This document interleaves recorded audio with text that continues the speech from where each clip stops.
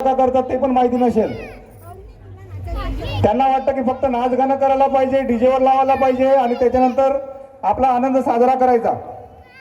तर असं नाही मित्रांनो. जागतिक आदिवासी दिवस हा खूप मोठा विषय आहे आणि जागतिक लेवलचा मोठा विषय आहे. युनायटेड नेशन ऑर्गनायझेशन त्यांनी हा दिवस जगातल्या आदिवासींसाठी दिलेला आहे. का दिलाय?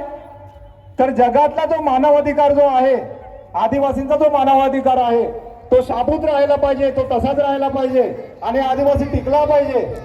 का टिकला पाहिजे? कारण की पृथ्वीला वाचवणारा फक्त आदिवासीच आहे. कसा आदिवासी आहे? तर आदिवासी निसर्ग पूजक आहे, तो धर्मपूर्वी आहे. सर्व धर्माच्या आधी आदिवासी होता या पृथ्वीवर आणि ते त्यांची जी कला, संस्कृती, सभ्यता, रूढी, प्रथा ह्या सर्व निसर्गाशी निगडित आहेत. आपले खळ्याचे देव सांगा किंवा दिवाळीमध्ये आपण जे करतो, वाघबारस करतो, हे सगळे जे सण आहेत. आज पण आपला सण आहे मोठा, कुठला? नागपंचमी. ही आपली ओरिजिनल संस्कृती आहे. पण या ओरिजिनल संस्कृतीला आपण काय केलंय? मूर्तीपूजेमध्ये डायव्हर्ट करून टाकले आणि त्याच्यामुळे आजचा आदिवासी हा खरा आदिवासी नाही मिळत. आज आदिवासीचे 3 प्रकार झालेत, 3 तुकडे झालेत. खरा आदिवासी, बोगस आदिवासी आणि गैर आदिवासी. आपल्याला जर खरा आदिवासी व्हायचं असेल तर आपल्याला काय करायला लागेल? आपली रूढी, प्रथा, परंपरा, नेक, नियम, दस्तूर जे संविधानाने आपल्याला दिलेले आहेत. मगाशी दादा बोलले अध्यक्ष की संविधानामध्ये आपल्याला खूप मोठे अधिकार आहेत. हो आहेत ना, आहेत. संविधान अधिकार आहेत. वाचलेत कोणी? आताच ते बोलून गेले की पोलीस लोक आपल्यावर मुजरगिरी करतात. हो करतात. तुम्ही ते थांबवाल कसे? तुम्ही नागरिक बनून थांबवाल का? देशामध्ये 2 प्रकारची लोक राहतात, एक नागरिक ही राहतो आणि एक आदिवासी ही राहतो.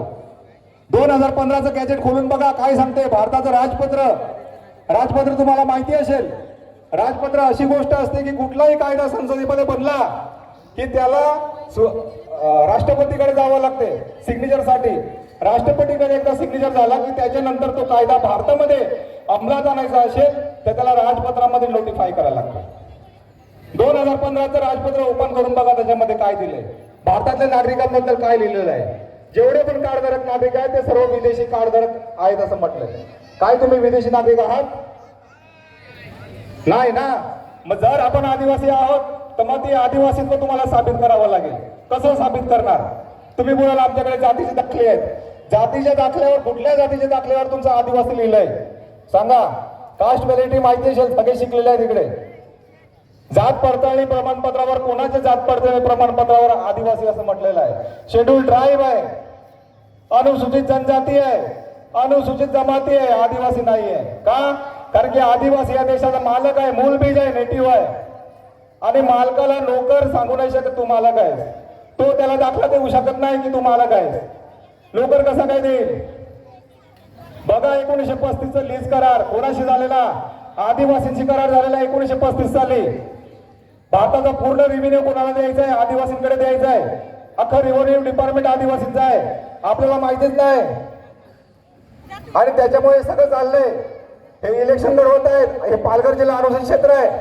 अनुसूचित क्षेत्रामध्ये इलेक्शन कसं काय होते? अवैध आहे, अवैध. अनुसूचित क्षेत्रामध्ये इलेक्शनच अवैध आहे. पण आपले नेते मंडळी त्याच्यामध्ये इलेक्शन लढत आहेत. अरे तुम्ही देशाचे मालक आहात, मालकाचा कायदा चालवा. मालकाचा कायदा चालवला, मालक चालला तर सगळे तुमच्या सेवार्थ आहेत, ओआयजीचे सेवार्थ आहेत. काय आहे OIG? All India government service. प्रत्येक गाडीवर लिहिलेलं असते ऑल इंडिया गव्हर्नमेंट सर्व्हिस. ते सगळे भारत सरकारच्या सेवार्थ आहेत. हे पोलीस प्रशासन सांगा किंवा कुठलं पण सांगा, कलेक्टर पण सांगा. रेव्हेन्यू स्टॅम्प पोस्टला घेतात, ते पगार घेतात. ओआयजीएस कोण आहे? भारत स्वतः. आपण आदिवासी आहोत. हे मी सांगतो म्हणून नाही. संविधान वाचा, गॅजेट वाचा, जजमेंट वाचा. आजपर्यंत 6000 जजमेंट आले, सगळे आदिवासींच्या समर्थनात आहेत. व्यवस्था आपल्या हातात नाही मित्रांनो, व्यवस्था आपल्या हातात नाही. लोकतंत्राचे 4ही पिलरवर आपली लोक नाही मिळत. पण तरी सुद्धा सुप्रीम कोर्टला आदिवासींच्या फेवर मध्ये जजमेंट द्यावे लागतात. का? कारण की देशामध्ये संविधान अजून जिवंत आहे. आपलेच हे लोक बोलतात की संविधानाला धोका आहे, संविधान नष्ट होईल. कसे नष्ट होईल? वाचा आर्टिकल 13, अनुच्छेद 13 वाचा. अनुच्छेद 13 1 चा 3 क वाचा. काय लिहिलं त्याच्यामध्ये? कायदा जो आपला आदिवासीचा रूढीप्रथा